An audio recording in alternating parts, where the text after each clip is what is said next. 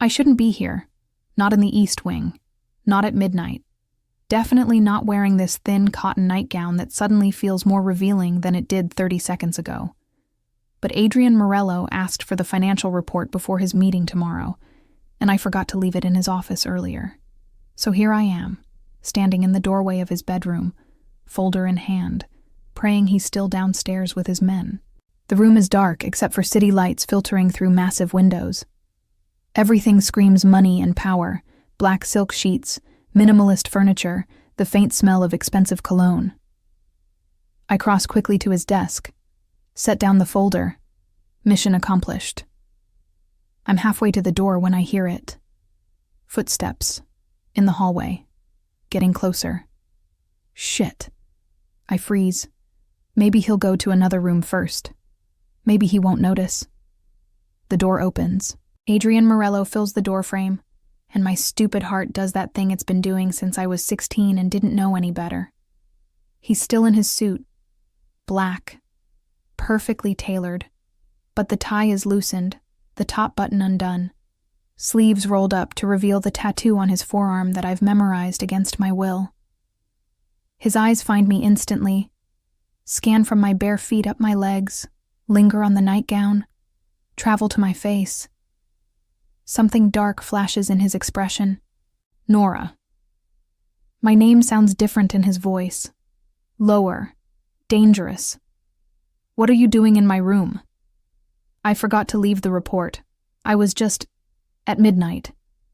He steps inside, closes the door behind him with a soft click that sounds impossibly loud. In your pajamas. Heat floods my face. I thought you were still downstairs. I was, until I got a notification that someone entered my private wing. He moves closer, each step deliberate. Imagine my surprise when the camera showed you, looking like that. I'm leaving. Are you? He's in front of me now. Too close. Close enough that I smell whiskey and something darker underneath. Or are you playing one of your little games? I'm not playing anything. No. His hand comes up, braces against the wall beside my head. The other rises, 2 fingers under my chin, tilting my face up to his. The touch is gentle but firm, impossible to ignore. You want to play? His voice drops lower. That sarcastic edge I've known my entire life sharpened into something more dangerous. Walking into my room dressed like that, leaving reports like you're not trying to get a reaction. Adrian, I just forgot. Then you can wait until I'm done enjoying the view. His thumb brushes my jaw. Once. You've been avoiding me for 3 days. Now you show up here. At night. Looking like every fantasy I'm not supposed to have. My breath stops. You're drunk. I'm sober enough to know exactly what I'm doing. His eyes drop to my mouth. Back up. And what I'm about to do. Which is... He reaches past me. I hear a key turn in the lock. My pulse skyrockets. You want to play games, Nora? His smile is slow. Predatory. Then you're going to stay locked in here with me. Just us. Close enough to feel the heat. Let's see how long you can keep pretending this isn't what you came for. That's not... I didn't come here for... Didn't you? He leans closer, his breath against my ear. You've been provoking me since you came back. Those little comments. Those looks. Walking around my house like you own it. Like you're not Marco's little sister. Like you're not completely off limits. Then let me go. No. The word is final. I'm done playing nice. Done pretending I don't notice every single thing you do. Done acting like you don't crawl under my skin every time you walk into a room. His hand slides from my chin to the back of my neck. Not tight. Just there. Claiming. So here's what's going to happen. You're going to stay here. With me. And we're going to have a conversation about why you've been baiting me for 3 days straight. I haven't been baiting you. Liar. His eyes are dark, intense. You wore that red dress to dinner last night, sat across from me, laughed at Nate's jokes like they were the funniest thing you'd ever heard, then looked at me like you were daring me to react. I was just being friendly. You were being deliberate. His thumb strokes the pulse point in my neck. And it worked. Because here we are, locked in my room, exactly where we've been heading since you walked back into my life 6 months ago. My heart hammers. This is insane. This is overdue. He drops his hand, steps back, creates space I should be grateful for but somehow resent. Sit. What? Sit, on the bed. We're talking. His smile is slight, sharp. Unless you'd rather I keep you trapped against that wall. I'm flexible. I move to the bed, sit on the edge, try to look unaffected. He leans against his desk, arms crossed, watching me with an expression I can't read. And why'd you come back, Nora? You know why. My dad died. Marco got me the job. Try again. You could have stayed in Iowa, could have gone anywhere. Why here? Why now? Because I needed the money. Bullshit. He pushes off the desk. You came back because you're not done with me, just like I'm not done with you. That's not... Then leave. He moves to the door, holds up the key. I'll unlock it right now. You can walk away. Go back to your room. Pretend this never happened. I should go. Should absolutely go. But I stay sitting, watching him, hating how much I want him to keep that door locked. That's what I thought. He pockets the key, returns to stand in front of me. You're not going anywhere, Reed, and neither am I. Why are you doing this? Because I'm tired of pretending, tired of watching you flirt with my security, tired of acting like you don't affect me. He crouches, brings us eye level. And because you walked into my room wearing that nightgown, and we both know it wasn't an accident. It wasn't. His hand finds my knee, just resting there. You wanted this, wanted me to react, wanted to see if I'd finally break the rules Marco set 10 years ago. My mouth goes dry. You remember that. I remember everything. His voice is rough. I remember you at 16, crying over your first breakup. I remember you at 18, walking around in cut-off shorts that drove me insane. I remember the night in the garden when we almost... He stops. I remember all of it, Nora.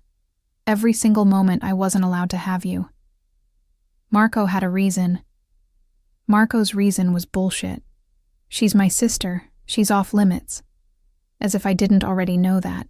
As if I wasn't already fighting myself every time you looked at me. Then why all the others? The question bursts out. Why Sienna? Why all those models and socialites if I was supposedly so... Because you were untouchable. His expression hardens. Because every time I got close, your brother reminded me you were forbidden. So I found women who weren't. Women who didn't matter. Women I could have without breaking the one rule I couldn't break. That's messed up. That's honest. He stands, towers over me. I'm messed up, Nora. I've always been messed up. Especially when it comes to you. Silence. The air between us is suffocating. Electric. Let me out, I finally say. Please. Why? Scared of what happens if you stay? Yes. His smile returns. Good. You should be. Because if you stay much longer, I'm going to stop being a gentleman about this. You're never a gentleman. True. But I've been trying. For Marco. For you. For the last 10 fucking years. He moves to the window. Gives me space. Now I'm done trying. So either you leave now, or you accept that we're having this conversation. All of it. Everything we've been avoiding. I should leave. Should demand the key.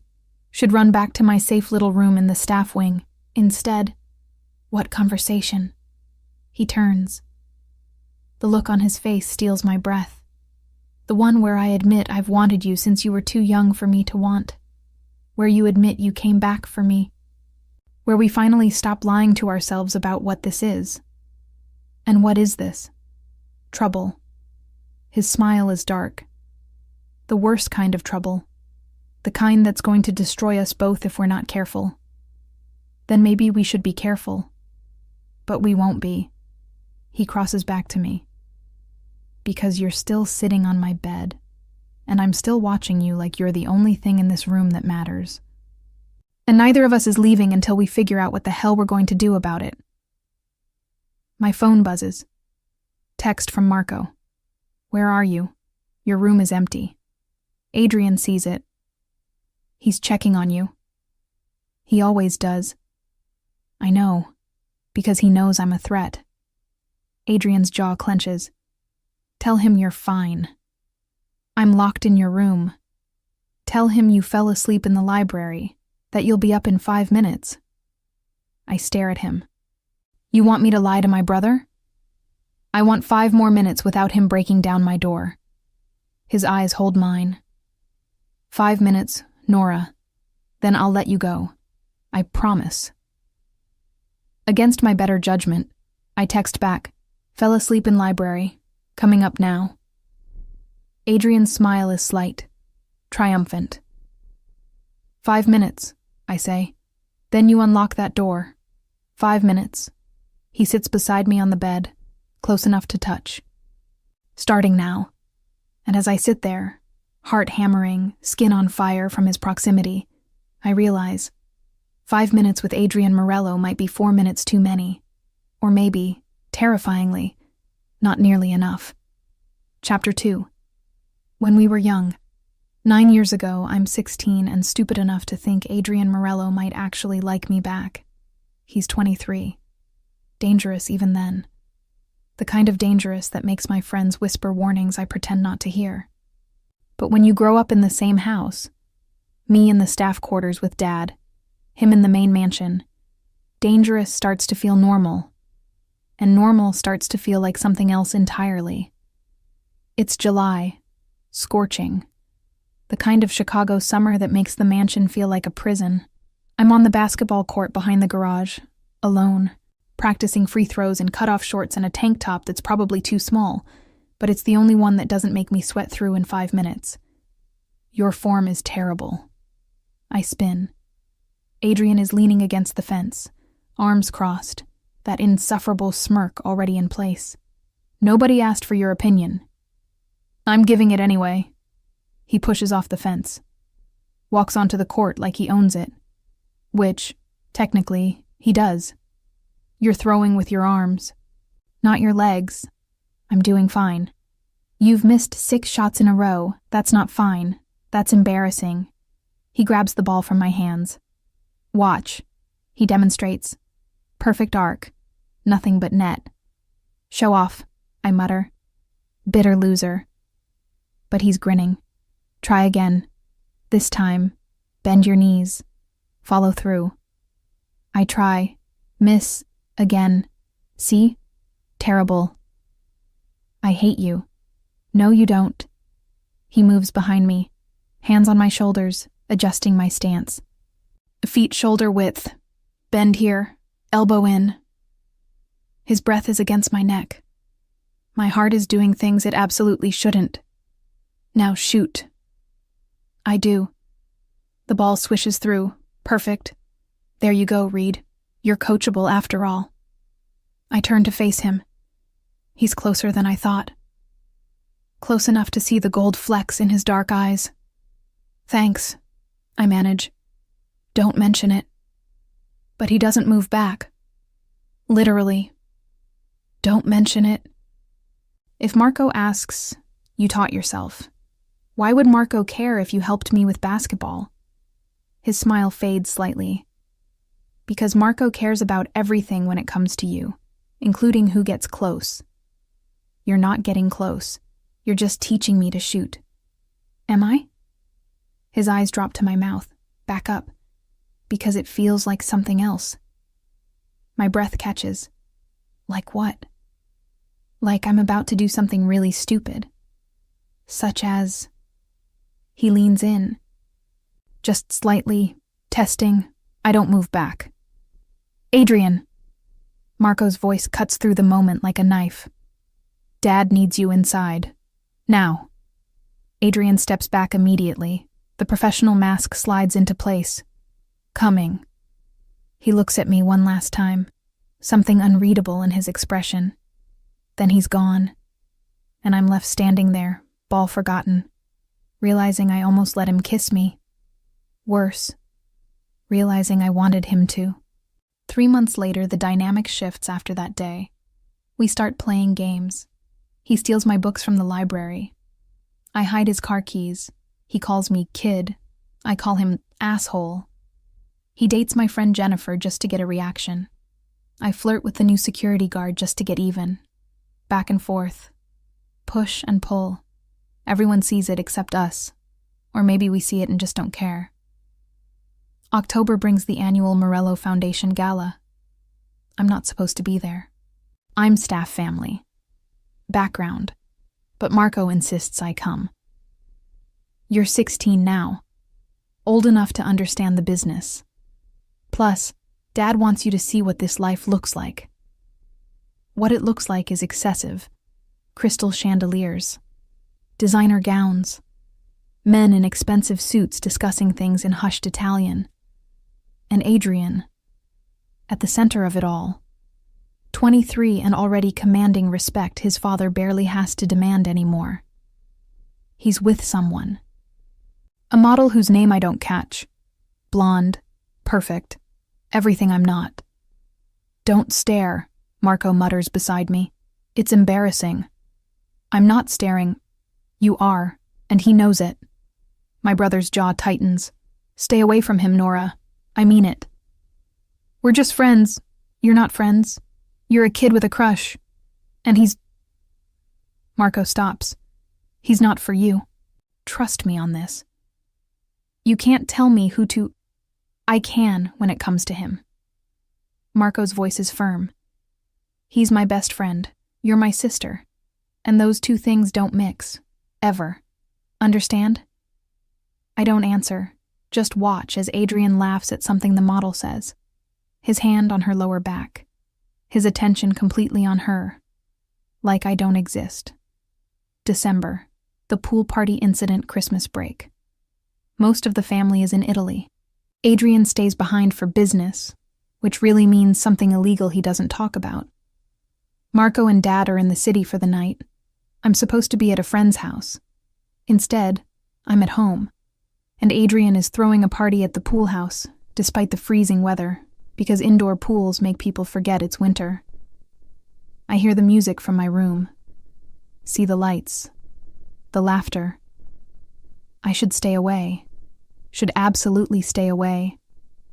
But I'm 17 now, almost an adult, and I'm tired of being treated like a kid. So I put on the only swimsuit I own, red, bought on sale, nothing special, and walk to the pool house like I belong there. The room is packed. Music pounding. People I half recognize from Adrian's business meetings. And there he is, in swim trunks and an unbuttoned shirt. Wet hair. That devastating smile he gives everyone except me, until he sees me. The smile falters. Something darker replaces it. He crosses the room. Slow. Deliberate. What are you doing here, Reed? It's my house, too. It's a party, adults only. I'm 17, practically an adult. I lift my chin. Besides, nobody else seems to care. I care. His hand finds my elbow. Firm. Come on. You're leaving. I just got here. Nora. His voice drops.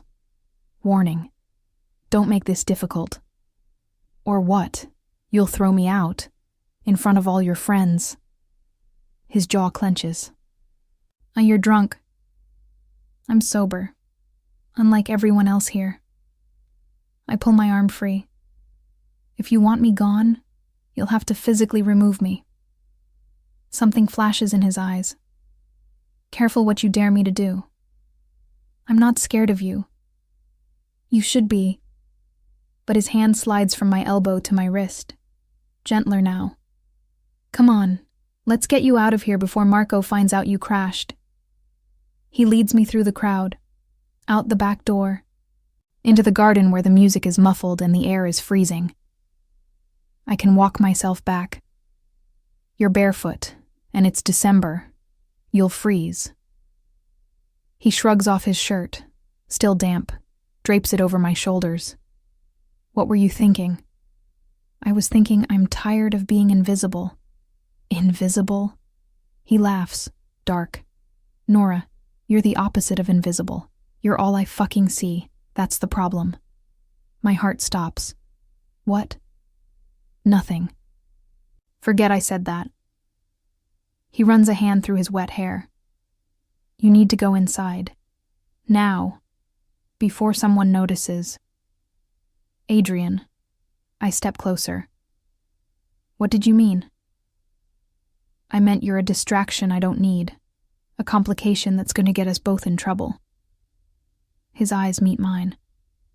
And you showing up at my party, looking like that, doesn't help. Looking like what? Like every thought I'm not supposed to have. His voice is rough. And like proof I'm going to hell for wanting Marco's baby sister. The confession hangs between us. I'm not a baby. You're 17. In 3 months, I'm 18. And I'll still be too old for you. Still too dangerous. Still completely wrong. But he's moving closer. Still wanting you anyway. We're inches apart now. His shirt around my shoulders. His chest bare and close enough to touch. Adrian. I should walk away. His hand comes up. Touches my face. I should let you go inside. Forget this conversation. But I'm tired of pretending. His thumb brushes my lower lip. Tired of watching you grow up knowing I can't have you. Tired of using other women to forget the only one I actually want. Then don't pretend. My voice is barely a whisper. Just for tonight, don't pretend. He leans in. So close I feel his breath. If I kiss you, there's no going back. Good. His smile is brief, pained. Nora, Adrian! We spring apart. Marco is standing at the garden entrance, face dark, fists clenched. Inside, now, he's talking to me. Dad's home early. He's looking for you.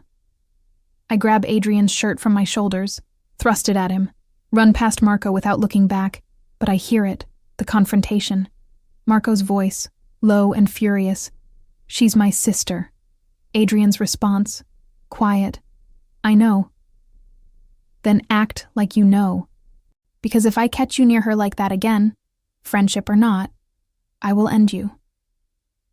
That night, in my room I lie in bed, heart still racing, replaying every moment. The way he looked at me, the way he almost kissed me, the way Marco looked ready to kill him. My phone buzzes. Adrian, I'm sorry. Me. For what? Adrian, for making this complicated, for wanting something I can't have, for almost crossing a line I shouldn't cross. Me. What if I wanted you to cross it? 3 dots, then nothing. Finally, Adrian. Then we're both in trouble, because Marco made himself clear. You're off limits, completely, forever. Me.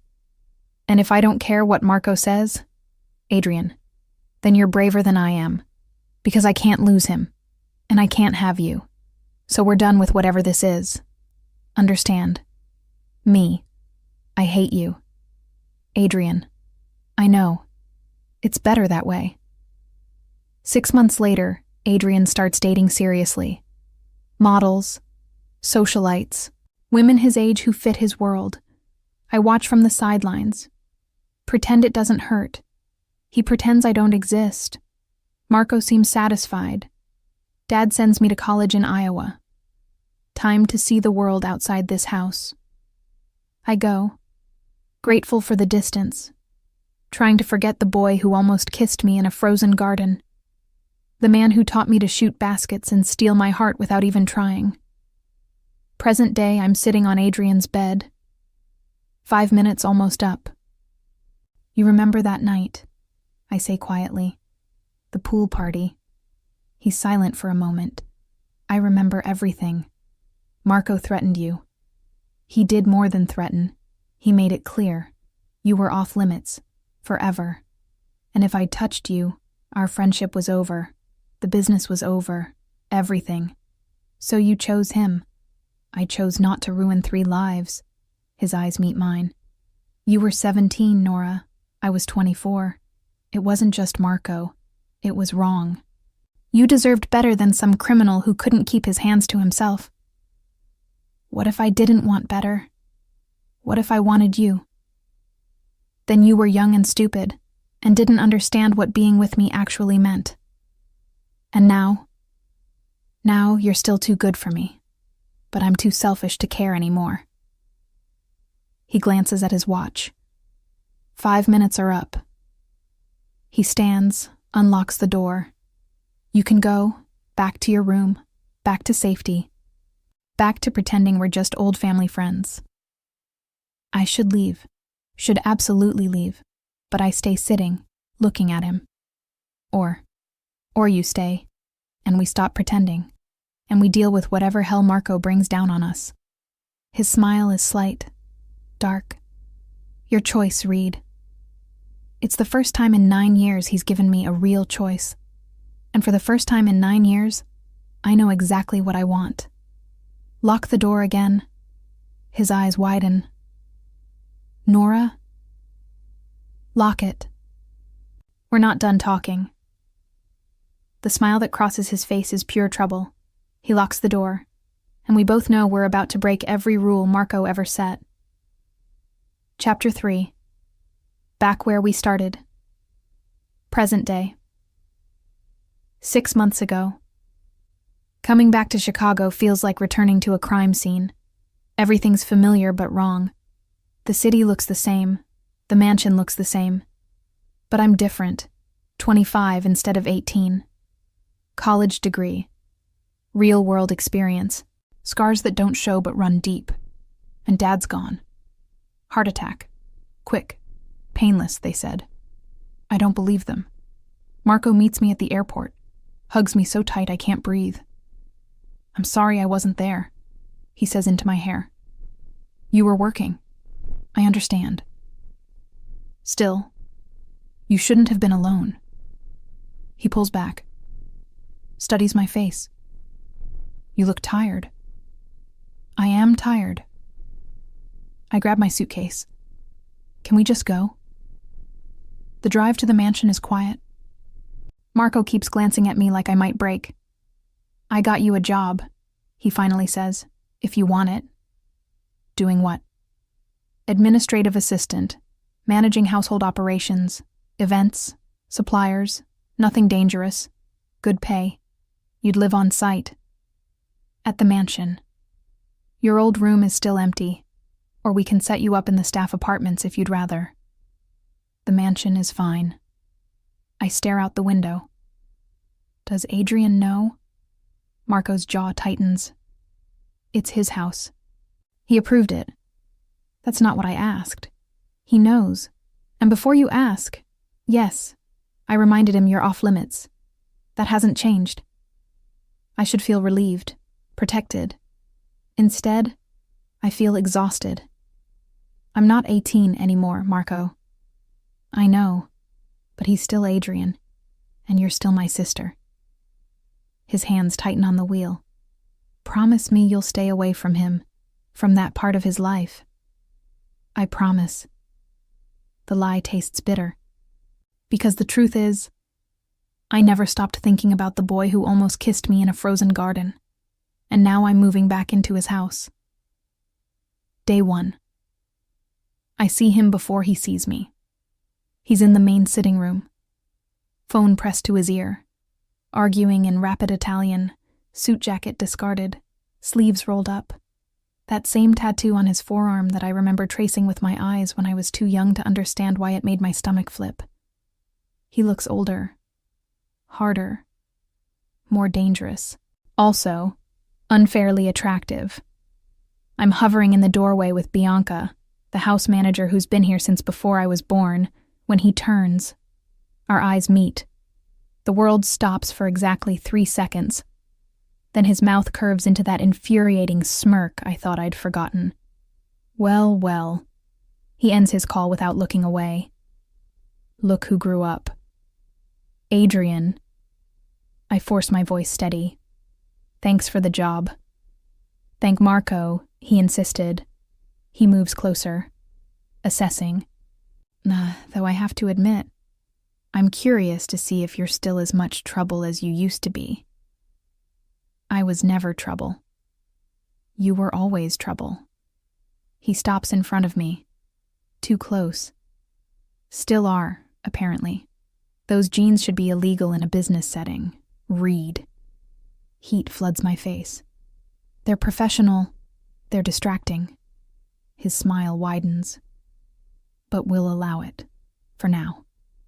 Bianca clears her throat. Mr. Morello, perhaps we should discuss Miss Reed's responsibilities. She knows her responsibilities. Keep the house running. Don't ask questions about the business. Stay out of trouble. His eyes haven't left mine. Think you can manage that? I managed fine for 7 years without you. Did you? Something flickers in his expression. Funny. I heard you came back the second Marco offered, almost like you missed something here. I missed my family. Your family. Right. He finally steps back. Bianca will show you around. Let me know if you need anything. Anything at all. The way he says it makes my skin warm. He leaves, taking all the oxygen with him. That man, Bianca mutters, is going to be a problem. What do you mean? Her look is knowing. Honey, I've worked here 15 years. I know trouble when I see it. And the way he just looked at you. That's trouble with a capital T. Week 1. We fall into a rhythm that feels like warfare disguised as professionalism. I'm organizing the kitchen inventory when he walks in at 6 a.m. You're up early. Someone has to make sure you have coffee. I don't look up from my tablet. How considerate. He moves to the espresso machine, though I'm perfectly capable of making my own. The 5 coffee makers you've broken say otherwise. That was years ago. 6 months ago. Bianca told me. You threw one at the wall during a conference call. His laugh is low. It was a frustrating call. It was a $3,000 machine. I'll try to control my temper around appliances. He takes a sip, grimaces. This is terrible. Then make it yourself. Where's the fun in that? He leans against the counter. I'd rather watch you huff around the kitchen pretending I'm not here. I'm not pretending anything. I'm working. You're avoiding eye contact. There's a difference. I finally look at him. Mistake. He's in workout clothes. Gray t-shirt, athletic pants. Hair still damp from the gym. Happy now? I snap. Ecstatic. His smile is infuriating. How's the adjustment? Living here again? Fine. Liar. You hate it. I can tell. I don't hate it. You hate that I'm here, that we're in the same house, that you can't avoid me like you did for 7 years. He sets down his cup. Tell me, Nora, what were you running from? Me, or what you felt about me? I wasn't running. You disappeared the second you graduated. Didn't come back for holidays. Barely called Marco. That's running. That's called having a life outside this house. That's called being a coward. His voice drops. But you're back now, and we're going to have to deal with whatever this is, whether you're ready or not. There's nothing to deal with. Keep telling yourself that, Reed. He heads for the door, stops. By the way, you still bite your lip when you're nervous. Some things never change. I wasn't aware I was biting my lip. Damn him for noticing. Week 3. The provocations escalate. He holds meetings in the library when I'm trying to organize files. Am I bothering you? I ask pointedly as 5 men in suits discuss something in hushed Italian. Not at all. Stay. You're a lovely distraction. His smile is dangerous. I stay, partly out of spite, partly because leaving feels like losing. I'm in the garden reading when he finds me. Interesting choice. He gestures to my book. Romance novels in public. Brave. It's a good book. Is it the Mafia boss, or the innocent heroine you identify with? He sits beside me uninvited. Actually, don't answer that. I already know. You know nothing about me. I know you used to read in the garden at sunset because the light was perfect for the mood. I know you dog-ear pages instead of using bookmarks because you like the intimacy of marking your place. I know. Stop. My voice is sharper than intended. Stop pretending you paid attention. You barely acknowledged I existed after Marco. After Marco made it clear you were off limits. His expression hardens. After I had to watch you leave for college and pretend I didn't care. After 7 years of wondering if you'd ever come back. You didn't seem to miss me. You were too busy with... I stop. With who? The models? The socialites? He leans closer. Want to know a secret, Reed? Every single one of them was a poor substitute for the one woman I actually wanted. My breath catches. Don't what? Tell you the truth. That I counted down the days until you turned 18. That I hated myself for it. That when you left for college, I told myself it was for the best. His hand finds my book, closes it gently. But now you're back, and I'm done pretending. Adrian. Nora. Marco's voice cuts through the moment. Meeting in 5. You need to take notes. Adrian stands. Smooth, professional, duty calls. He hands me back my book. We'll finish this conversation later. He leaves me there. Heart racing, hating how much I want that later to come. Week 5. He starts bringing women home, not to his room, just to dinner, to meetings, to the sitting room where I'm organizing paperwork. Nora, this is Sienna. Old friend of yours, I believe.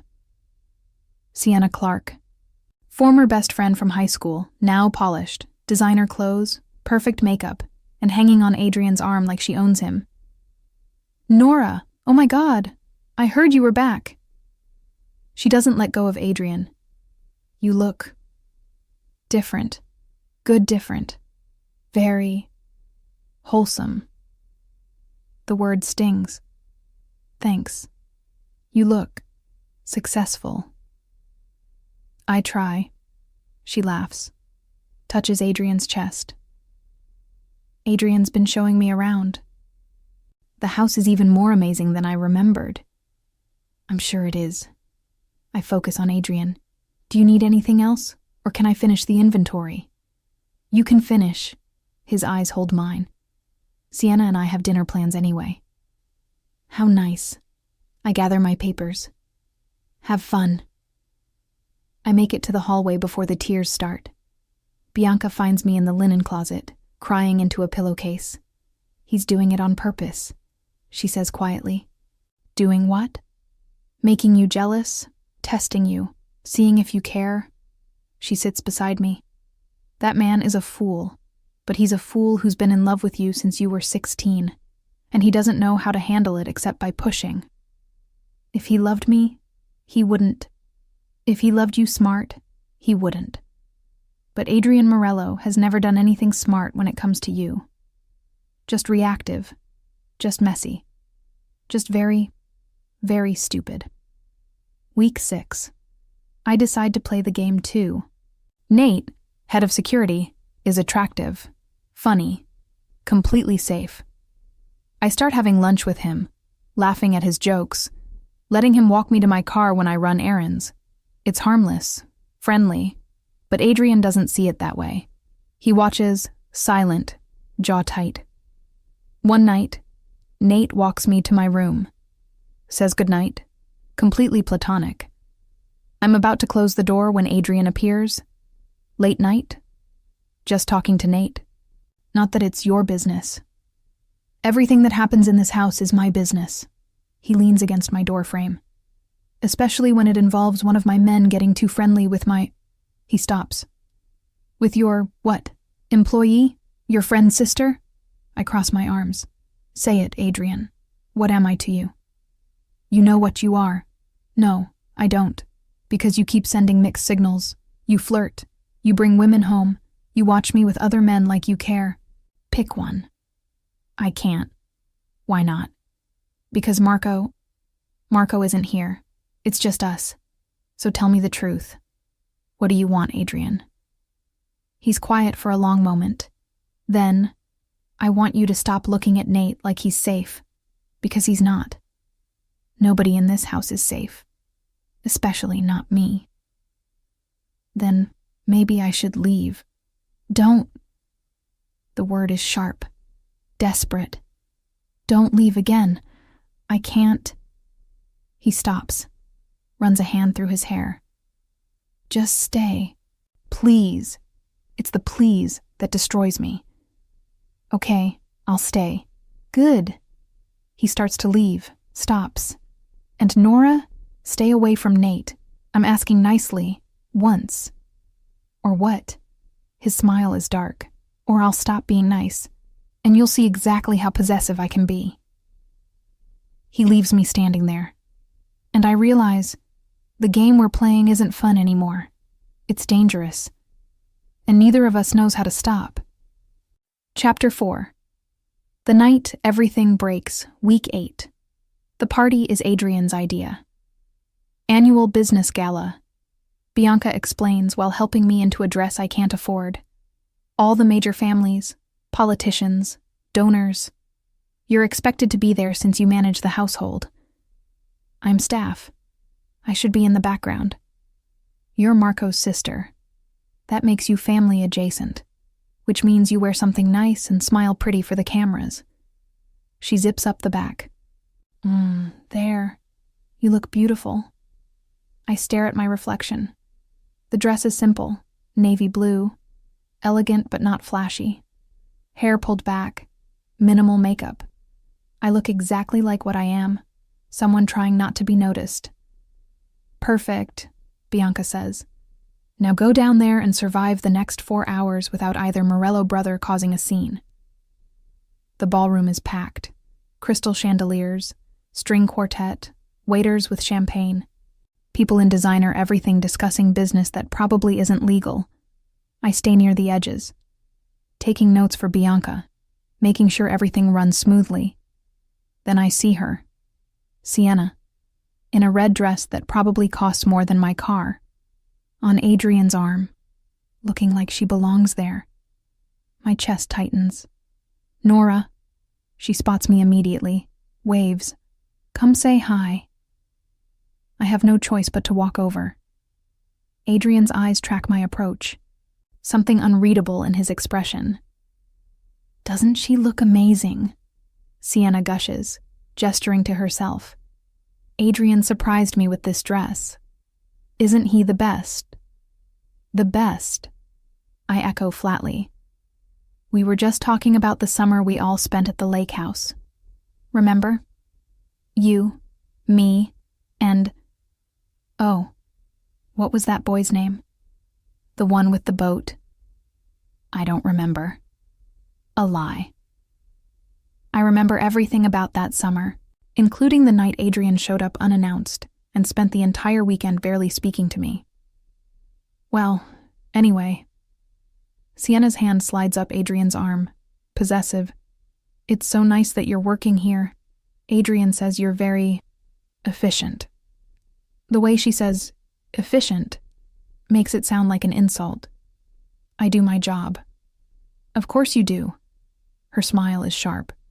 Someone has to manage the help, right? The comment lands like a slap. Adrian's expression darkens. Sienna, I'm going to check on the catering. I turn away before either of them can see my face. I make it to the kitchen, press my palms against the cool counter. Breathe. I'm fine. I'm professional. This doesn't matter, except it does. Because watching Adrian with her, with anyone, makes me feel 16 again. Invisible. Not enough. You okay? Nate appears in the doorway. Concerned. Fine. Just needed air. Liar. But his smile is kind. Want to grab some actual food? The hors d'oeuvres are beautiful but taste like cardboard. Despite everything, I laugh. That sounds perfect. We end up in the staff break room, sharing leftover lasagna from lunch, talking about everything except the party. You know he's watching you, right? Nate says casually. Who? Adrian. Through the security feed. He's been glaring at the monitor for 10 minutes. My stomach flips. He's probably just checking the cameras. He's watching you, trust me. I've worked security here for 3 years. I know what checking cameras looks like. And that's not it. Nate, I'm not blind, Nora. Neither is anyone else who works here. You two have been circling each other like tigers for 2 months. He leans back. I'm just saying, life's too short to play games with someone you actually care about. I don't... Yeah, you do. And he does too. He's just too stubborn and messed up to admit it. Nate stands. Come on, let's get you back to the party before Marco sends a search team. I return to the ballroom feeling slightly better, until I see the scene at the bar.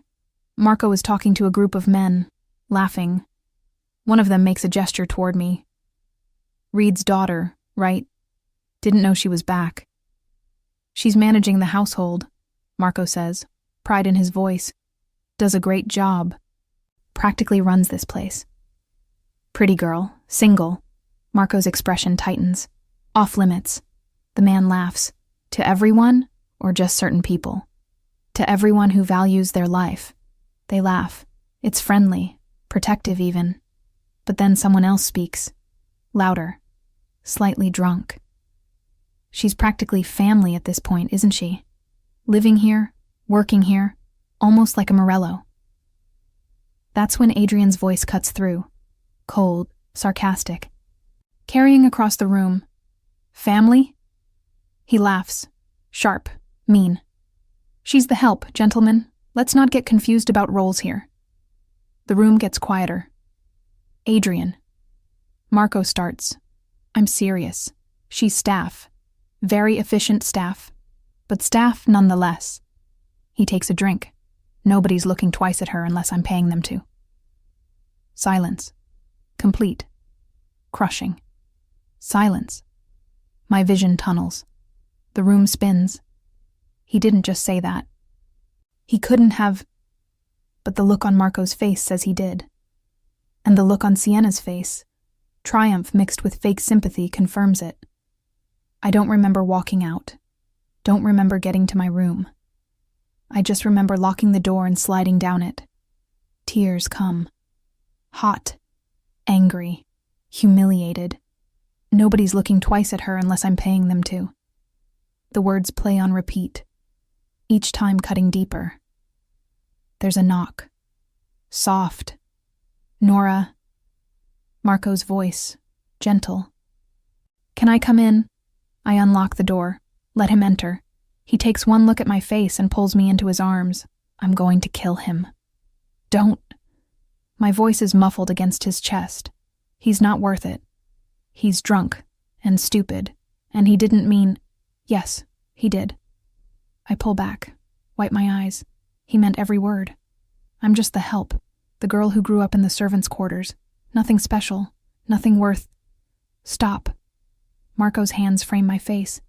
You're worth everything, and he's an idiot who doesn't deserve you. Then why does it hurt so much? Because you love him. You've always loved him. Even when you shouldn't. His expression softens. I should have seen this coming. Should have protected you better. This isn't your fault. It is. I brought you here. I thought... He stops. I thought maybe enough time had passed, that you'd both grown up. That maybe what? That maybe I was wrong to keep you apart. He sits on my bed, defeated. But after tonight, maybe I was right all along. He's too broken, too damaged, too much like our father.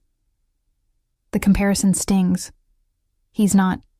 He just humiliated you in front of the entire family because he's too proud to admit what he feels. How is that different from Dad treating Mom like she was beneath him until the day she left? I have no answer. Marco stands. Pack a bag. You're leaving. Tonight, I'll find you an apartment, a new job, away from this house and that asshole. Marco, I mean it. You're not staying here another night. Not after what he... The door swings open. Adrian stands there, still in his tux, tie undone, hair disheveled, eyes wild. Out, he tells Marco. Fuck you. Out. It's not a request. Marco looks at me. You want him here? No. Yes. I don't know. Give us 5 minutes. Nora. Please, 5 minutes. Then he leaves. Marco goes, reluctantly, but he leaves. Adrian closes the door, locks it. We stand there, 10 feet apart, an ocean of hurt between us. I'm sorry, he finally says. For which part? Calling me the help, or making sure everyone knew I was beneath you. He flinches. I was drunk. You were honest. My voice shakes. You said what you've always thought. I'm not good enough. I'm not... That's not what I think. Then why did you say it? The tears return. I hate them. Hate showing weakness. Why did you humiliate me in front of everyone? He's quiet. Then, because Sienna asked if you and I were together, and I panicked. You panicked. Yes, I panicked. Because if I told the truth, that I've been in love with you since you were 16, Marco would kill me. The family would judge you. You'd become a target. So I lied. Badly. Cruelly. And I destroyed the one person I was trying to protect. The confession hangs in the air. You don't love me, I whisper. You just... I've loved you for 9 years. His voice breaks. 9 years of watching you. Wanting you. Hating myself for it. Using other women to forget you. Failing miserably every single time. Then why? Because love makes me mean. Makes me stupid. Makes me say terrible things because I'm terrified of losing control. He moves closer. And tonight, when Sienna pushed, when everyone was watching, when I felt the walls closing in, I lashed out, at the safest target, you. I'm not a target. You are. For me. For my enemies. For everyone who'd use you to hurt me. His hands clench. That's why I've kept you at a distance. Why I brought women home. Why I've been an asshole for 2 months.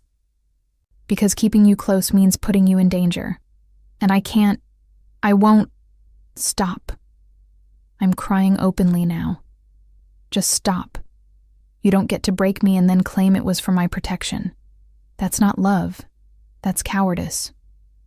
I know. You hurt me. I know. In front of everyone, you made me feel like nothing. I know. And I'll regret it every day for the rest of my life. He's in front of me now, close enough to touch. But I'm done. Done lying. Done hiding. Done pretending I don't love you so much it's killing me. Adrian, I love you, Nora Reed. I've loved you since you were 16 and crashed my pool party, since you challenged me in the garden, since you left for college and I spent 7 years trying to forget you. His hand comes up, touches my face. I should pull away. Can't. I love you. And I'm terrified. And I have no idea how to do this without destroying us both. But I can't keep lying. Not anymore. My heart is hammering. You don't mean that. I mean every word. Then prove it. My voice is steady now. Clear. Because words are easy. Actions matter. And right now, all I see is a man who hurts me and expects forgiveness. Then tell me what you need. Tell me how to fix this. I need time, space, to figure out if loving you is worth the pain. He drops his hand, steps back. Okay. Okay. Time, space. Whatever you need. His smile is sad. But I'm not giving up, Reed. I'll wait. However long it takes. Because you're worth waiting for. He unlocks the door, leaves, and I stand there, destroyed and rebuilt in the same breath, wondering if love is supposed to hurt this much, or if we're both just too broken to do this right. Chapter 5. The Misunderstanding. Hey, love. Thank you for being here at my romance library with me. Can you help me with something? Rate this story from 1 to 10. Leave a suggestion of what you want to see more of. CEO. Enemies to lovers. Roommates. Slow burn. Insta-love. Tell me everything. The more you share, the better I can bring you the romance that makes your heart beat faster. Comment here. I read every word with care. Let's dream together. Continuing. 3 days later, I pack my things while Bianca pretends not to cry. You don't have to go, she says for the 5th time. It'll blow over. These boys always fight and make up. I'm not fighting with him. I'm leaving. I fold another shirt. Marco found me an apartment, good neighborhood, close to the city. I start job hunting tomorrow. Honey, he loves you. He has a terrible way of showing it. I close my suitcase. And I need space to figure out if love is enough when it comes wrapped in humiliation. She hugs me tight. Call me. Every day. I need to know you're okay. I will. And Nora. For what it's worth. That boy has been miserable since the party. Hasn't slept. Barely eats. Just works and stares at your empty chair like it personally offended him. Good. Maybe he'll learn something. But the vindication feels hollow. Adrian doesn't try to stop me. He watches from his office window as Marco loads my car. Doesn't come down. Doesn't call. Just watches. I tell myself I'm relieved. That his distance proves I made the right choice. The tightness in my chest says otherwise. Week 1. The apartment is small, clean, quiet, too quiet. I'm used to the mansion, the constant activity, Bianca's humming, Nate's jokes. Even Adrian's infuriating presence made the space feel alive. This feels like a tomb. I apply to jobs. Get a few interviews.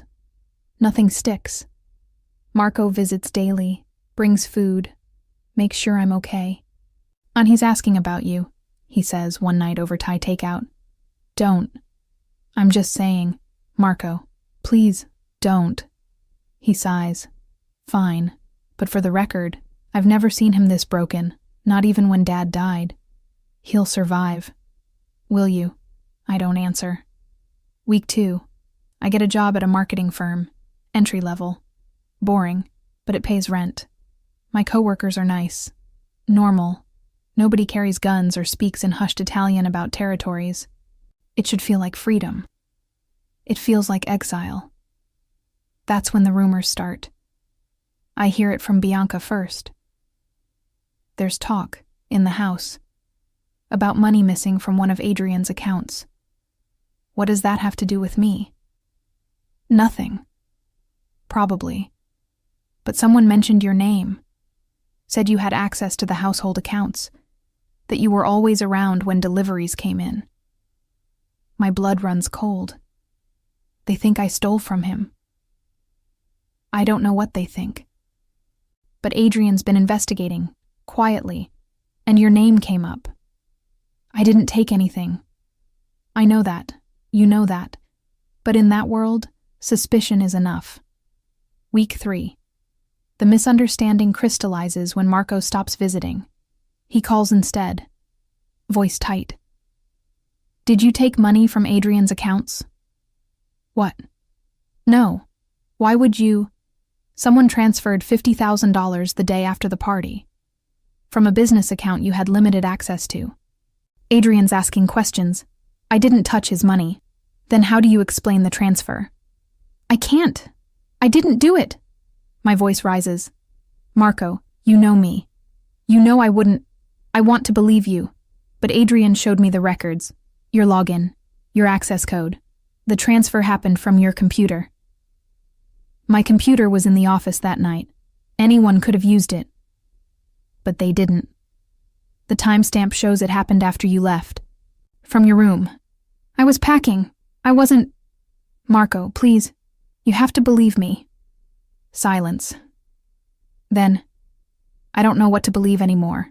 Just don't come back to the house. Not until this is sorted. He hangs up. I stare at my phone, shaking. Someone set me up. Someone used my access.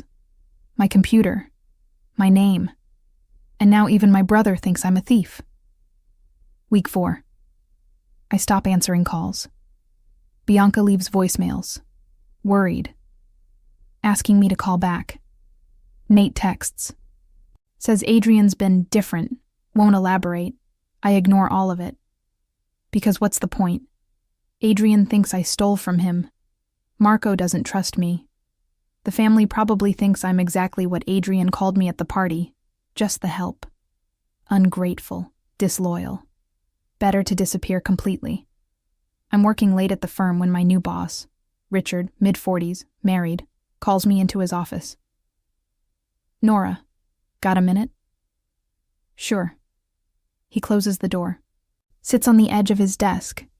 Too close. I've been impressed with your work. Really impressed. Thank you. In fact, I think you have real potential here. Leadership potential. His hand lands on my shoulder. If you play your cards right. My stomach turns. I appreciate that. Do you? His hand slides down my arm. Because I can fast-track your career. Get you better projects. Better pay. All you have to do is... I step back. I'm not interested. His smile hardens. That's disappointing. I was hoping we could be... friendly. Friendly? Very friendly. He moves closer. Think about it. A girl like you, no connections, no family support, living alone in the city, could use a mentor. Someone powerful. I said I'm not interested. Then maybe you should reconsider your position at this firm. His voice drops. Cold. Because girls who don't play nice don't last long here. I'm walking to my car in the parking garage, dark, empty, terrifying, when I realize someone's following me. Not Richard, someone else. Male, large, moving with purpose. My keys are in my hand, phone in my pocket, heart hammering. Excuse me, Miss Reed. I don't turn around, just walk faster. I just want to talk. I'm not interested. A hand grabs my arm, spins me around, not aggressive, not violent, but firm enough that I can't pull away. I'm not going to hurt you. I'm just delivering a message. From who? Someone who thinks you have information about Adrian Morello. Someone who'd pay very well for that information. I don't work there anymore. But you did. And you know things. Things that could be useful. He holds out a card. Call this number. Name your price. Easy money. I'm not selling information about... Think about it. You're alone, working a dead-end job, no support. Adrian Morello threw you away. Why protect him? He drops my arm, walks away. I stand there, shaking, card in hand. And for the first time, I wonder, did Adrian send this man? Is this a test? Or are his enemies really this bold? I'm unlocking my apartment door. hands still shaking, when I sense movement behind me. I spin, keys raised like a weapon. Adrian is standing in the hallway, not threatening, not aggressive, just there, looking like he hasn't slept in weeks. "What are you doing here?" My voice is sharper than intended. "Making sure you're safe. I'm fine. You're being followed. Some asshole in a parking garage just tried to recruit you, and your boss is sexually harassing you." His jaw tightens. "So no, you're not fine." "How do you know about, have you been watching me?" "Yes." The honesty is startling. "You have no right." "I have every right." "You're in danger because of me, because people think you know things about my business, because someone stole money and made it look like you did it." He runs a hand through his hair. "So, yes, I've been watching, and I'm not apologizing for it." "You think I stole from you?" "No." His expression softens. "I never thought that, not for a second." Marco said, "Marco's an idiot who jumped to conclusions. I showed him the records to see if he knew anyone who might have accessed your account. He assumed I thought you did it." Adrian steps closer. "I know you didn't take anything, Nora. I've known from the start." "Then why didn't you tell me? Why let me think?" "Because I'm investigating. And if someone set you up, they're watching to see how we react. I needed them to think we believed it, that we'd turned on you, that you were vulnerable. So I was bait. So you were protected. Nate's been following you, making sure nobody gets too close, making sure you're safe." His voice roughens. "I would never let anything happen to you. You let my brother think I'm a thief." I told Marco the truth yesterday, after I confirmed the real thief was one of Sienna's friends trying to cause trouble between our families. His smile is grim. "She's been handled. Handled how?" "Don't ask questions you don't want answered." We stand there, hallway dim, too much unsaid. "I miss you," he finally says. "I miss you so much it's killing me." "Adrian, I'm not asking you to come back. I'm not asking for forgiveness. I'm just asking, let me keep you safe. Let me fix this. Then I'll leave you alone. I promise." "You're terrible at leaving me alone." "I know, but I'll try, if that's what you want." "Is it what I want? To be safe from him? To move on? To forget 9 years of wanting?" "I don't know what I want anymore." "Then let me make it easier. Come back to the mansion, just for a few days, until I'm sure the threat is gone. You can stay in your old room. We don't have to talk. We don't have to... anything. Just let me know you're safe." Marco knows the truth now. He's on board. He wants you safe too. I should say no. Should maintain boundaries. Should protect myself. But the man who just tried to recruit me is still out there. Richard is still my boss. The world feels dangerous in ways it didn't a month ago. 3 days, then I'm gone. 3 days. His relief is palpable. "Thank you." Later that night, I'm back in my old room. Same bed, same view, different person. My phone buzzes. "Adrian, thank you for trusting me, even when I don't deserve it.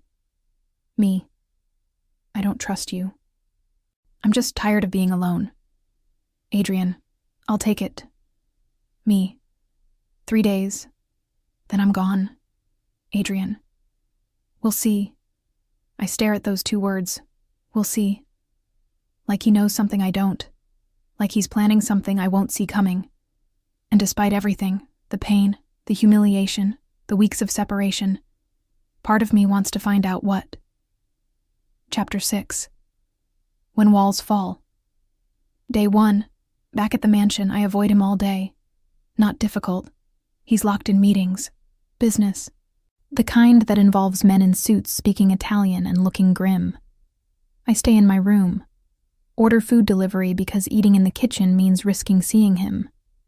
Bianca knocks around 8. This is ridiculous. You're hiding.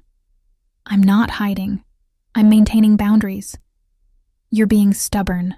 There's a difference. She sets down a tray. Homemade lasagna. My favorite. He asked me to make this. Said you probably weren't eating properly. I eat fine. You've lost weight. I can see it.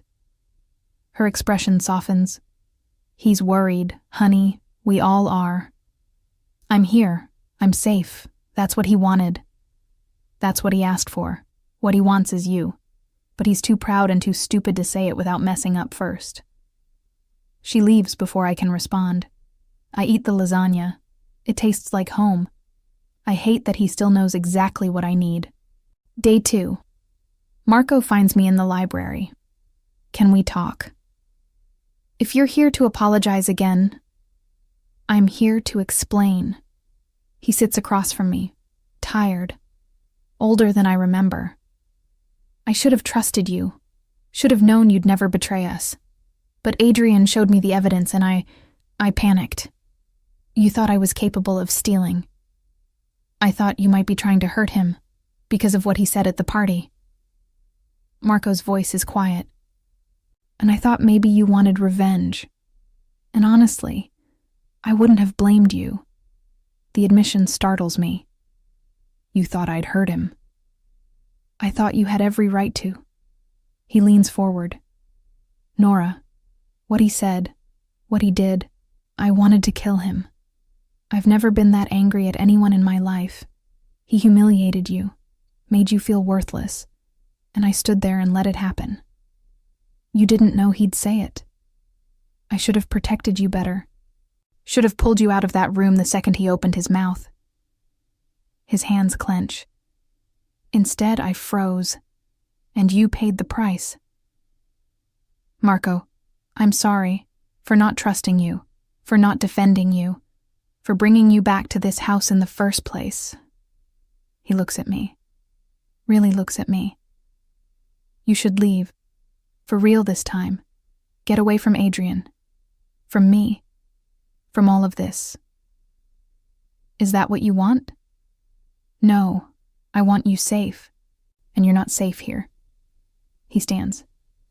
But I also know you're not leaving. Not really, because you love him, and he loves you, and you're both too stubborn to just... He stops. Figure it out. Before you destroy each other. He leaves me with that. Figure it out. Like it's simple. Like love isn't the most complicated thing I've ever felt. Day 2, late night I can't sleep. The mansion is too quiet. Too full of memories. Too haunted by everything that's happened. I'm in the kitchen, making tea, wearing an old t-shirt and shorts. When I hear it. Voices from Adrian's office. Raised, angry, then a crash. My heart stops. I should stay away. Mind my business. Follow the rules. Instead, I move toward the sound. The office door is half open. Inside, Adrian is alone. Phone on the floor. Probably what made the crash. Papers everywhere. And his hands braced against his desk like he's holding himself up. Adrian? He spins. Eyes wild. Then carefully controlled. You should be asleep. I heard. Are you okay? Fine. Just business. But his voice is rough, strained. I step inside. Close the door. What happened? Nothing that concerns you. Adrian, what happened? He's silent for a long moment. Then, the man who tried to recruit you in the parking garage. He's dead. Shot. 2 hours ago. My stomach drops. What? Someone killed him. Professional hit. Clean. No witnesses. His jaw clenches. Message sent. Message to who? To me. To anyone trying to use you to get to me. He finally looks at me. They're escalating, using you as bait, and I can't protect you if you're not here. You think they'll come after me. I know they will. That's why I needed you back. Why I've had Nate shadowing you. Why I haven't slept in 3 weeks. His control cracks slightly. Because if something happened to you, it would destroy me. And they know it. How do they know? Because I made it obvious. At the party. By humiliating you. His laugh is bitter. I tried to push you away. Tried to make them think you didn't matter. Instead, I showed everyone exactly how much you mean to me. By calling me worthless. By reacting like a man terrified of losing something he can't have. He moves around the desk. Closer. Everyone saw it. The panic. The overreaction. The cruelty that only comes from fear. And now you're a target because I couldn't keep my feelings hidden. So this is my fault for making you feel something. This is my fault for being too weak to stay away from you. His hands come up. Frame my face. Gentle despite the intensity in his eyes. I should have left you alone. Should have let you go to college and never come back. Should have married some socialite and forgotten you existed. But I couldn't. Because you're under my skin. In my blood. The only thing that's felt real in 9 years. Adrian. I love you. The words tumble out. Raw.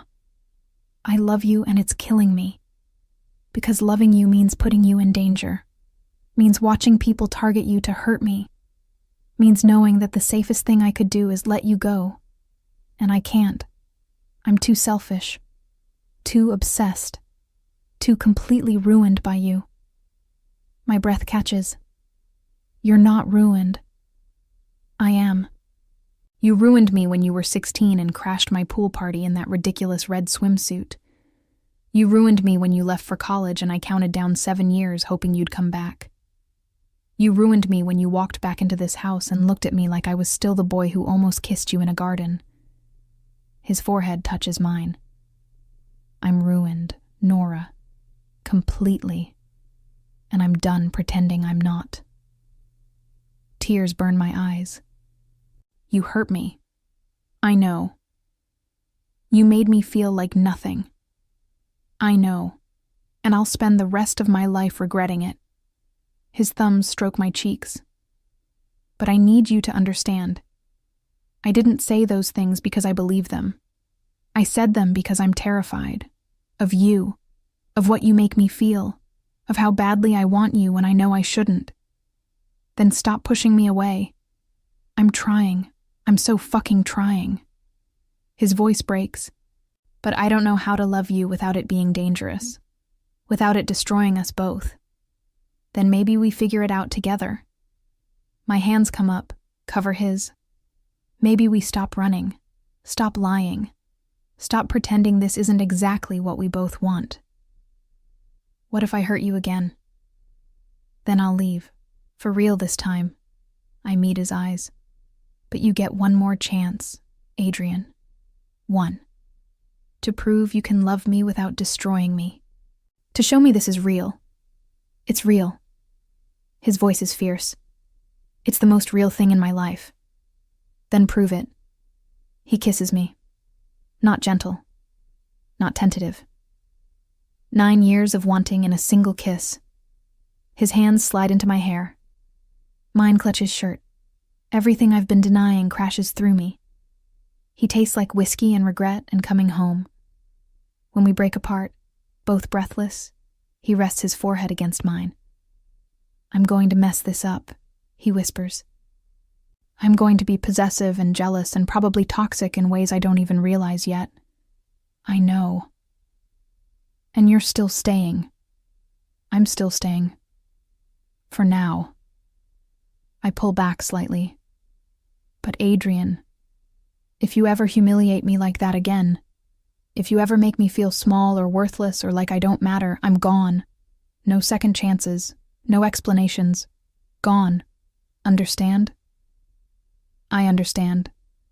His smile is slight. Sad. Thank you. For what? For giving me another chance I don't deserve. We stand there in his office, wrapped around each other. The world outside still dangerous, but for the first time in weeks, it feels manageable. "Stay with me tonight," he murmurs. "Just sleep, nothing else. I need you close." Okay. He takes my hand, leads me upstairs. Not to my room, to his. The room where this all started. Where he locked the door and asked if I wanted to play. This time, there are no games. Just him pulling me into bed. Wrapping around me like he's afraid I'll disappear. "I missed you," he says against my hair. Every second, every day. I missed you too. The admission feels like freedom. Even when I hated you, I missed you. Good, because I'm not letting you go again. His arms tighten. "You're mine now, Nora. For real this time. And I'm going to prove it. Every single day. For as long as you'll have me." That's a big promise. It's the only promise that matters. I fall asleep in his arms. Safe, despite everything. Loved, despite the danger. Home, despite knowing this could all fall apart tomorrow. But for tonight, it's enough. Day 3. Morning. I wake up alone. Panic sets in immediately. Did he leave? Did he change his mind? The door opens. Adrian walks in with a breakfast tray. Coffee, toast, fruit. "You're awake. You brought me breakfast. I promised I'd prove it, starting now." He sets down the tray, sits on the edge of the bed. "How do you feel?" "Confused, happy, scared. Me too." His hand finds mine. "But I'm done running, done pushing you away, done pretending I don't want exactly this." "This?" "You. In my bed. In my life. In my world." He kisses my knuckles. "Whatever it takes, however long it takes, you're worth it. Even if it's dangerous. Especially if it's dangerous. I'm good at dangerous." His smile is slight. "I'm terrible at feelings. But for you, I'll learn. That's very romantic for a mob boss." I'm a romantic mob boss. It's my brand now. Despite everything, I laugh. And for the first time in weeks, the world doesn't feel quite so heavy. Chapter 7, Surrender Day. 3. Evening. The day passes in a strange bubble. Adrian cancels his meetings, stays home. We don't talk about the future or the danger or what happens when my 3 days are up. We just exist together. He makes lunch. I laugh at his terrible cooking. We eat burnt grilled cheese and pretend it's gourmet. We walk the gardens. He tells me stories about growing up in this house, the trouble he got into, the pressure he felt, the man he became because he had no choice. "I never wanted this life," he says quietly. The business, the violence, the constant looking over my shoulder. Then why not leave? Because it's not just my life, it's Marco's, the family's, everyone who depends on me. He stops walking, looks at me. "But if you asked me to walk away from all of it tomorrow, I would, in a heartbeat." "I'm not asking that. I know. But I need you to know, you're more important than any of it. The empire, the power, the legacy. All of it means nothing if I lose you." That night, he finds me in the library. I'm curled up on the couch, reading, lost in a world that isn't this complicated. "What are you reading?" I hold up the book. Romance. Predictably. His smile is soft. "Let me guess. Brooding hero. Innocent heroine. Forbidden love. Maybe. Art imitating life?" He sits beside me. "Close enough to touch. Or life imitating art. Both." I set down the book. "Adrian, we need to talk about what happens next. I know." He takes my hand. "Your 3 days are almost up." They are. And you're probably planning to leave. Go back to your apartment, your job, your safe, normal life. I was, past tense. I turned to face him fully, because somewhere between burnt grilled cheese and garden walks, I realized something. What's that? I don't want safe. I don't want normal. My voice steadies. I want this, you, even when it's messy and dangerous and completely insane. His expression shifts, hope and disbelief warring.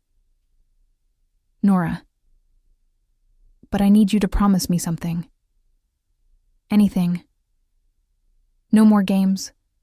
No more using other women to make me jealous. No more pushing me away when you're scared. I squeeze his hand. If we do this, really do this, I need all of you. Not just the parts you think are acceptable. All of it. The good, the bad, the terrifying. You don't know what you're asking. I know exactly what I'm asking. I'm asking for honesty, for partnership, for you to trust that I'm strong enough to handle your world. I lean closer. Because I am, Adrian. I've always been strong enough. You just never gave me the chance to prove it. He's quiet for a long moment. Then, you're right. I'm what? Right. About all of it. I've been protecting you from things you don't need protection from. Treating you like you're fragile when you're the strongest person I know. His hand comes up, touches my face. I'm sorry. For underestimating you. For not seeing what's been right in front of me this entire time. And what's that? That you're not some innocent girl who needs saving. You're a woman who knows exactly what she wants. Who's capable of standing beside me instead of behind me. Who's been ready for this since the day you came back. His thumb strokes my cheek. I'm the one who wasn't ready, who kept running because I didn't think I deserved you. And now I'm done running. He shifts closer. And now I'm asking, will you stay?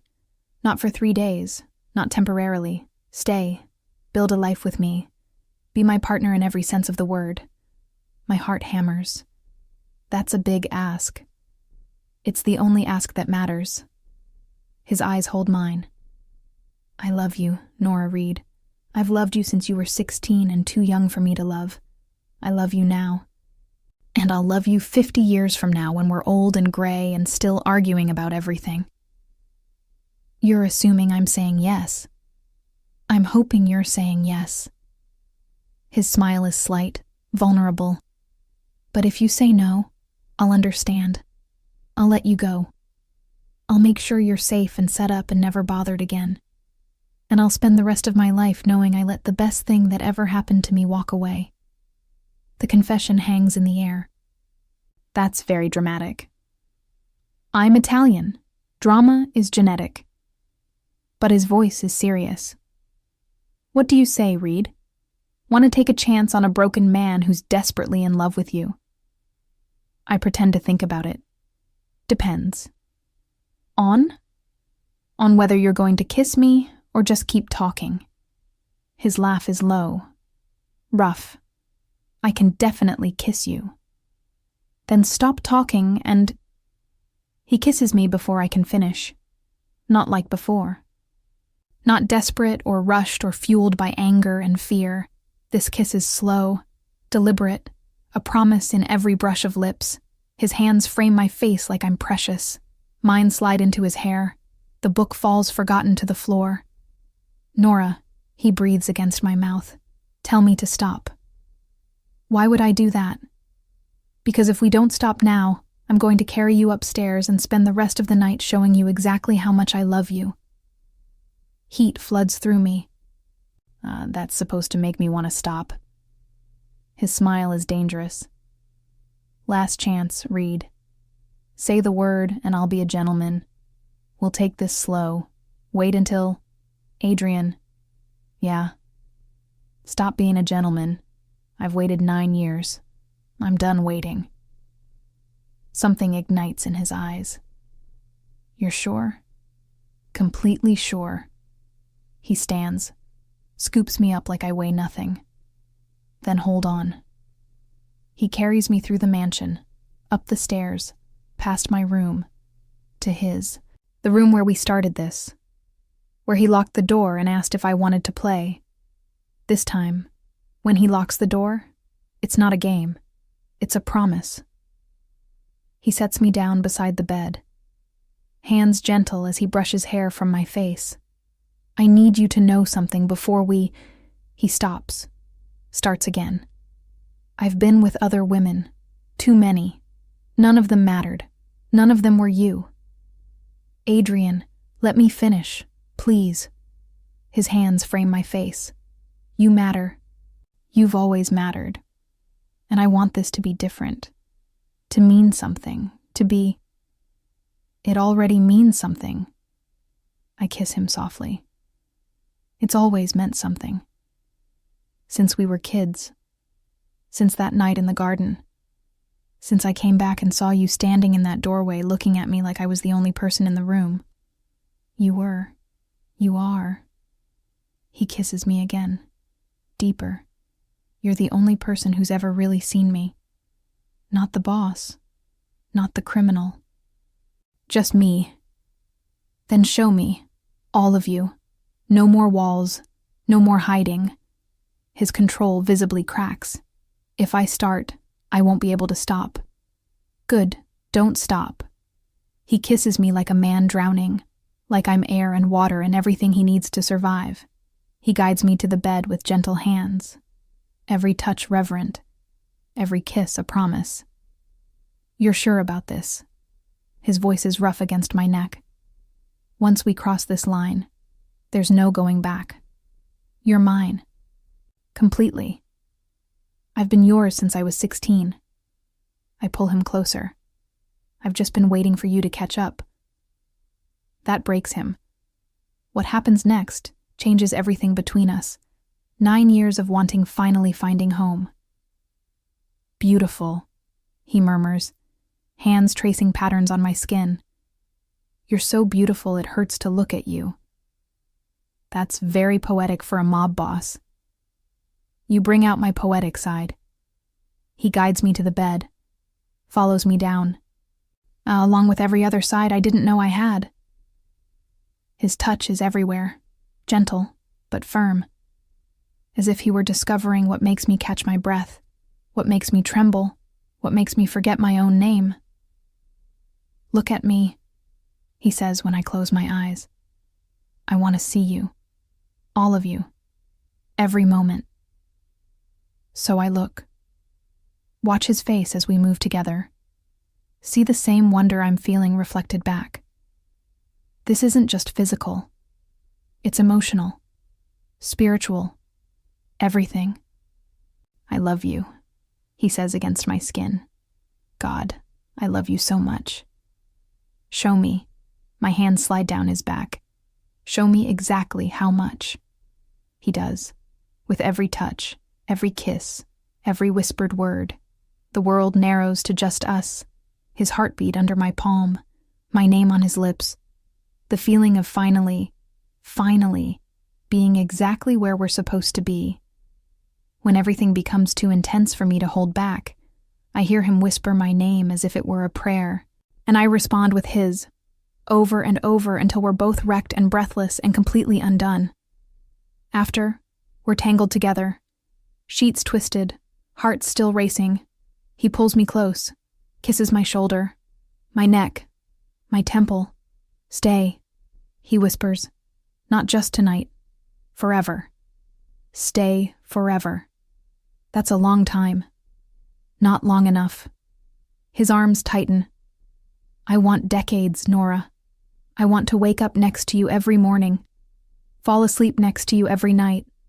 I want arguments and make-up sex and growing old together. I want everything. That's a lot of wanting. It's the appropriate amount of wanting when it comes to you. He shifts so we're face to face. Marry me.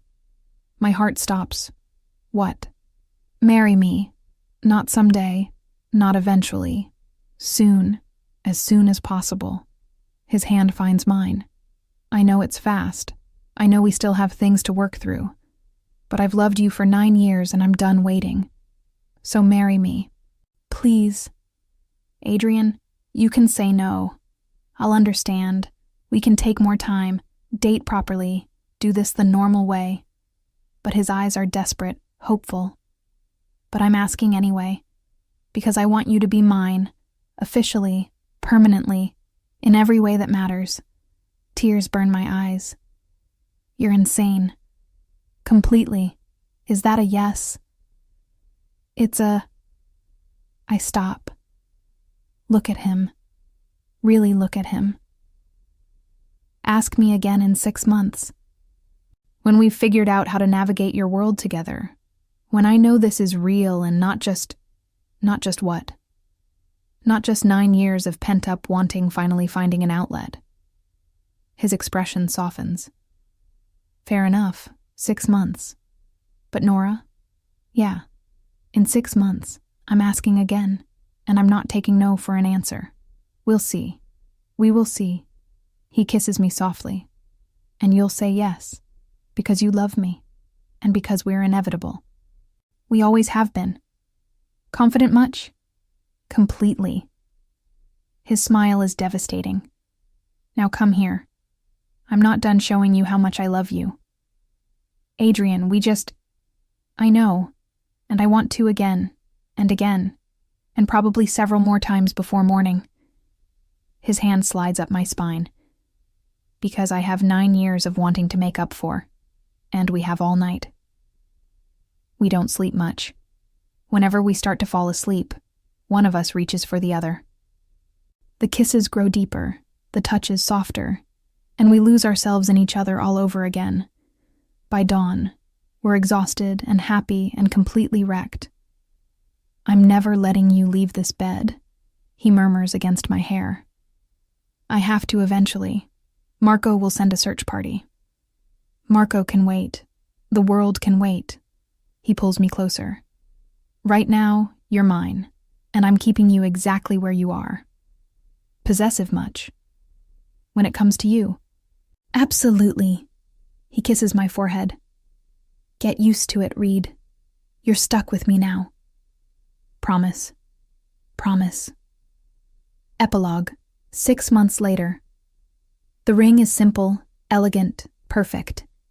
He gets down on one knee in the same garden where we almost kissed 9 years ago. I promised I'd ask again in 6 months, he says. So here I am, asking, will you marry me, Nora Reed? Will you be my partner, my home, my everything? Yes. No hesitation. Yes, I'll marry you. His smile could light the world. Thank God. Because I already planned the wedding. You what? I'm Italian and impatient and hopelessly in love with you. He slides the ring on my finger. And I'm done waiting. So we're getting married next month, if that's okay with you. Next month? Too soon. I look at the ring, at him, at the garden where we started. It's perfect. The wedding is small. Family, close friends. Marco officiating, because of course he is. Do you, Adrian Morello, take this woman to be your wife, to love and cherish and try really hard not to be a possessive asshole about? Adrian grins. I do. Do you, Nora Reed, take this man to be your husband, to love and tolerate and occasionally remind him he's not actually in charge? I do. Then, by the power vested in me by the state of Illinois and common sense, I now pronounce you husband and wife. Adrian, kiss your wife before she changes her mind. He does, long and deep and full of promise. And as we walk back down the aisle, hands intertwined, rings gleaming, future uncertain but together, I realize something. This is it. This is what 9 years of wanting looks like when it finally finds home. And it's absolutely perfect. The end.